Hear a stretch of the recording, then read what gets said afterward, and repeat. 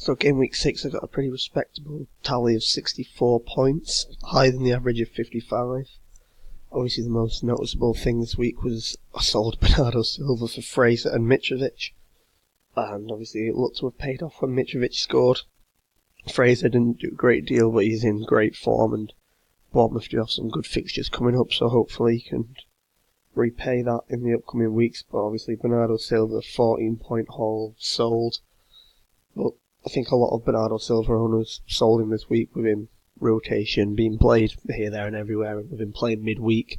He just didn't look like he was going to play, and I still don't think he's a good option going forwards for all those reasons. So, yeah. Obviously I did stick with Mendy.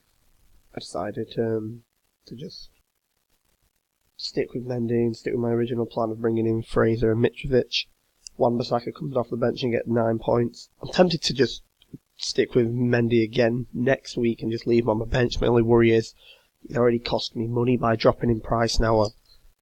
He's took into the profit that I've made on him, and he now only sells for 2.1 instead of 6.1 instead of 6.2, so I don't want to keep hold of him for too long. However, I am tempted to bank the transfer next week because there's not really many good game week 8 captains, so I kind of want to bank the transfer that I can, get in a Hazard or a Lacazette, an Aubameyang, a Kane even, but then I'd have to sell Salah or even a Lukaku.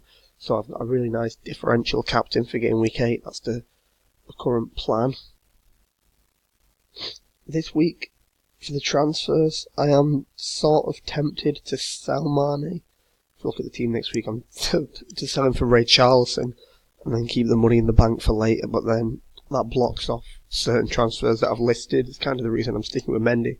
I'm tempted to sell him for Chidwell, but again, it blocks off certain transfers. I can still do most of them, but to just, Aaron Wan-Bissaka away to Bournemouth and Chidwell away to Newcastle, slightly better fixture for Chidwell, but Wan-Bissaka's in slightly better defence, so it's probably, I'd rather bank than lock in that transfer. So I think I am just going to let Mendy sit on the bench again this week, wait for confirmation.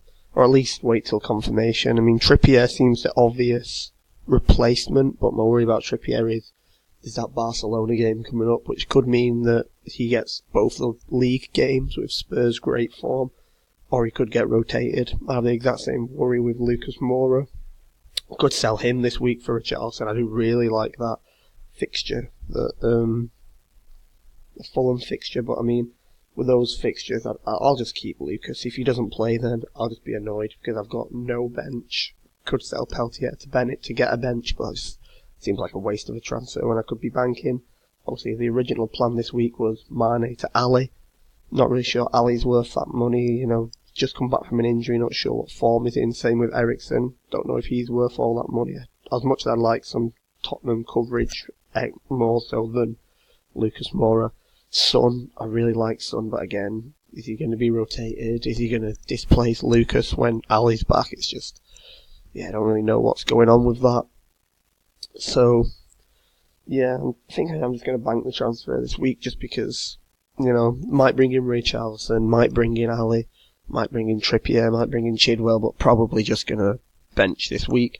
And then next week I'll probably downgrade Mane and get a striker in, or downgrade Mendy and get Hazard in, so I've got a nice captaincy option for next week, where you can see the two main captains that people like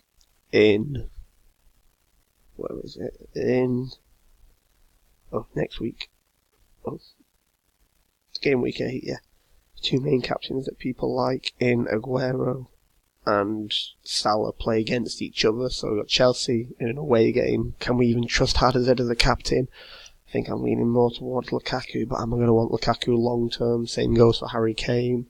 I think Lacazette's the one that I'm thinking could be a good option, but again, he's away as well, but it's away to Fulham, so I don't know. We'll just see what happens. We've got a week to absorb information, but Knockout is a player. If we look at his fixtures, if you look at those great fixtures from game week 7 onwards, it's just incredible, and he's in great form, and it just looks like, he could be a really good enabler to get in one of those more expensive players who are named before.